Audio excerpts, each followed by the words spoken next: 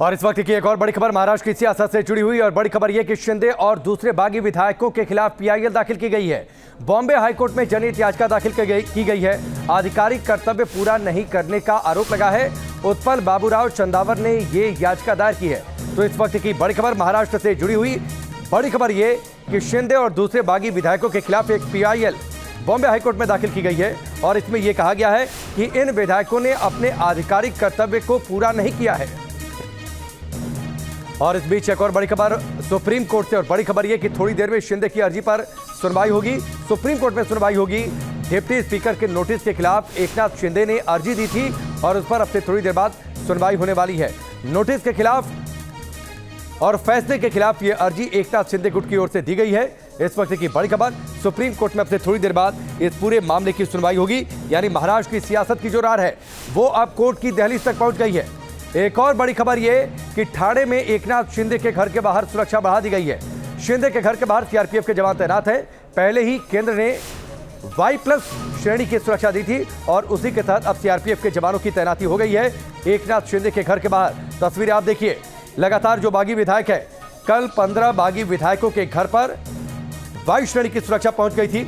केंद्र सरकार ने सुरक्षा दी थी। दो तस्वीरें आपके सामने हैं। महाराष्ट्र की सियासत की रार अब कोर्ट की दहलीज तक पहुंच गई है। सुप्रीम कोर्ट में एकनाथ शिंदे की अर्जी पर सुनवाई है। डिप्टी स्पीकर के नोटिस के खिलाफ यह अर्जी दाखिल की गई है और उधर मुंबई में एकनाथ शिंदे के घर के बाहर सुरक्षा बढ़ा दी गई है। लगातार शिवसैनिकों के द्वारा जो तस्वीरें थी वो फाड़ी जा रही थी। दफ्तरों पर अटैक किया जा रहा था जो बागी विधायक हैं। उसके बाद केंद्र ने सुरक्षा दी थी बागी विधायकों को, उनके घर वालों को। और अब ये तस्वीर देखिए, ठाणे में जो एकनाथ शिंदे का घर है वहां पर सीआरपीएफ के जवान अब तैनात हैं। शिंदे गुट के खिलाफ शिवसेना के कार्यकर्ता सड़कों पर उतर आए हैं। लगातार हंगामा कर रहे हैं।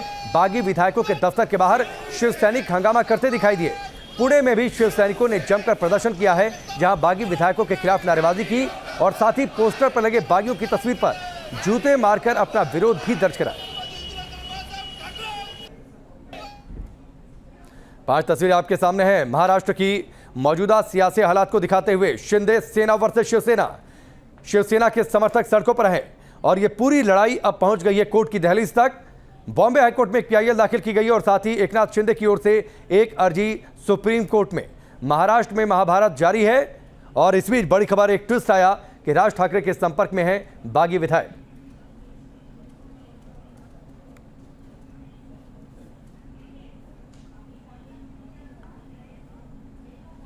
और 2 सहयोगी इस वक्त हमारे साथ जुड़ चुके हैं। देवेंद्र फडणवीस के घर के बाहर धीरेंद्र हमारे सहयोगी जुड़े हुए हैं, वरिष्ठ सहयोगी, और उसके साथ ही विकास चंद्र हमारे साथ जुड़े हुए हैं सुप्रीम कोर्ट से। सबसे पहले विकास, मैं आपके पास आता हूं। थोड़ी देर बाद सुनवाई, महाराष्ट्र की सियासत की रार कोर्ट की दहलीज तक पहुंची है और यहीं से मुझे लगता है आगे का रास्ता तय होगा।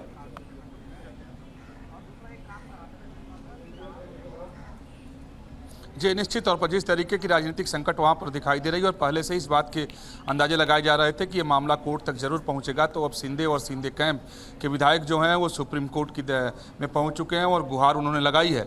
आप देखिए, जो अभी अगर बात करें तो आइटम नंबर 8 पर सुनवाई हो रहा है और ये 34 और 35 नंबर पर एकनाथ शिंदे और जो बाकी 16 विधायक हैं, 15 विधायक हैं, उनकी अर्जी है। तो इससे अनुमान लगाया जा सकता है कि अब जो भोजनावकाश के बाद यानी लंच के बाद ही सुप्रीम कोर्ट अब इस पर सुनवाई करेगी। यानी थोड़ा वक्त अभी इस पर लगने वाला है क्योंकि धीरे धीरे एक आइटम पर सुनवाई सुप्रीम कोर्ट में हो रहा है। सामान्य तौर पर जब सुबह कोर्ट बैठती है तो उसमें मेंशनिंग होता है, अगर जल्दी सुनवाई कराना होता है तो वकील की तरफ से बातें रखी जाती हैं, लेकिन ऐसा कुछ नहीं हुआ। तो जो सामान्य प्रक्रिया है उसी प्रक्रिया के तहत ही सुनवाई होगी और अब ये लंच के बाद इस पर सुनवाई होने की संभावना है क्योंकि 34वें और 35वें नंबर पर आइटम लगा हुआ है और अभी 8वां नंबर आइटम है जिस पर सुनवाई चल रहा है। तो इसमें अंदाजा आप लगा सकते हैं। लेकिन हाँ, ये बात जरूर है कि अब यहाँ से दशा और दिशा दोनों तय हो जाएगी क्योंकि जो अर्जी लगाई गई है एकनाथ शिंदे की तरफ से और जो बागी 15 विधायक हैं उनकी तरफ से, उसमें पहले एक कोर्ट से यही गुहार लगाई गई है कि जो वहाँ के डिप्टी स्पीकर हैं जिस तरीके से उन्होंने फरमान जारी किया है वो गलत है। ऐसा नहीं हो सकता क्योंकि उनकी तरफ से न तो समय दिया गया और न ही इसके लिए वो अधिकृत है, क्योंकि उनके खिलाफ खुद ही अविश्वास प्रस्ताव है। तो जिसके खिलाफ अविश्वास प्रस्ताव है, जिसको खुद ही हटाने की बात की जा रही है, वो कैसे एक्शन ले सकता है। तो सुप्रीम कोर्ट से मुख्य रूप में ये गुहार लगाई गई। तो देखना है कि सुप्रीम कोर्ट इस पर क्या अपना आदेश और निर्देश जारी।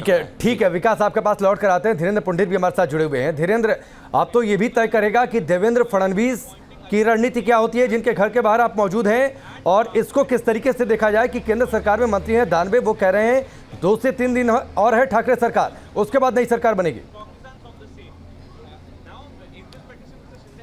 देखिए, इस वक्त सागर जो इनका ये निवास स्थान है, वहाँ आज थोड़ा लहरें धीमे धीमे चल रही हैं। आशीष सहलार, गिरीश महाजन, 1-2 लोग और पहुंचे हैं, लेकिन आज चूंकि सबकी निगाहें सुप्रीम कोर्ट में है, आज जो भी मंथन होना है वो सुप्रीम कोर्ट में होना है और वो आने वाले समय की राजनीति की दिशा तय करेगा।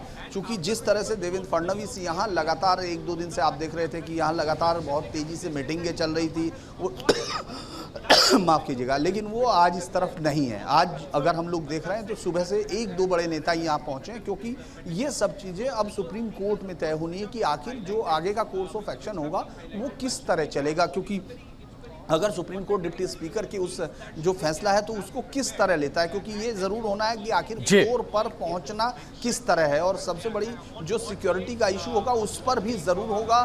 ठीक है, निश्चित तौर पर सुप्रीम कोर्ट की प्रतिक्रिया क्या रहती है, जो आज सुनवाई होनी है अर्जी पर, डिप्टी स्पीकर के फैसले पर सुप्रीम कोर्ट का क्या रुख रहता है, ये देखना होगा।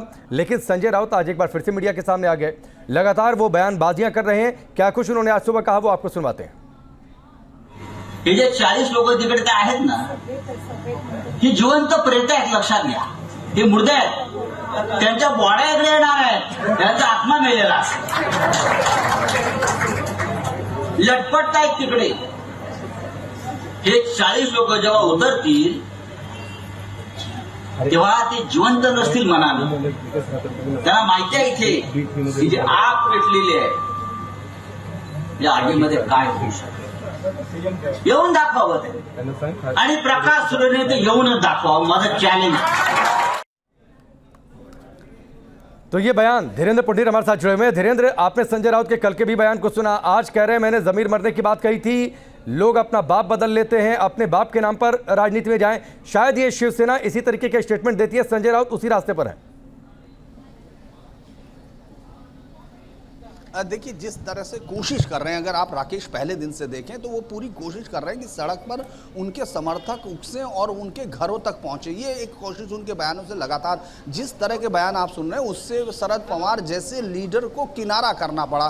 तो आप समझ सकते हैं कि ये किस तरह की बयानबाजी करके संजय राउत पूरी कोशिश कर रहे हैं कि वो एक थ्रेट परसेप्शन को बढ़ा के और उन लोगों को डरा सके जो वहाँ पहुँच रहे हैं। और जितना यहाँ से धमकी आ रही है ये अलग बात है राकेश, उतनी वहाँ विधायकों की संख्या बढ़ती हुई जा रही है। यानी कल भी जब वो इस तरह के बयानबाजी कर रहे थे, उसके बाद आपने उनको बाजुओं को उठाकर ऐसे नारे करने का, उसके बाद मुर्दा जैसे शब्दों का इस्तेमाल करने का, और उसके बाद देखेंगे वहां एक और मंत्री बढ़ गया। इससे ज्यादा परेशानी की बात और क्या हो सकती है उनके लिए, संजय राउत के लिए, कि लगभग 11 मंत्रियों में से उनके पास सिर्फ 3 मंत्री हैं वहां, बाकी उनके लोग वहां पहुंच चुके हैं जो शिवसेना कोटे से मंत्री थे। तो ये इस तरह का बयान उनको, मुझे नहीं लगता कि राजनीतिक तौर पर कोई फायदा दे रहा हो, लेकिन सड़कों पर उतरने की जिस तरह से वो लगातार अपील कर रहे हैं। ठीक है धीरेन्द्र, शायद इसीलिए चंद्रकांत पाटिल ने कहा भी था, चंद्रकांत पाटिल ने शायद इसीलिए कहा था कि मुश्किलें खुद संजय राउत और उनके बयानों ने खड़ी की हैं। बहुत बहुत शुक्रिया हमसे जुड़ने के लिए आप दोनों का, इस पूरी बातचीत के लिए आगे आपसे संपर्क करेंगे।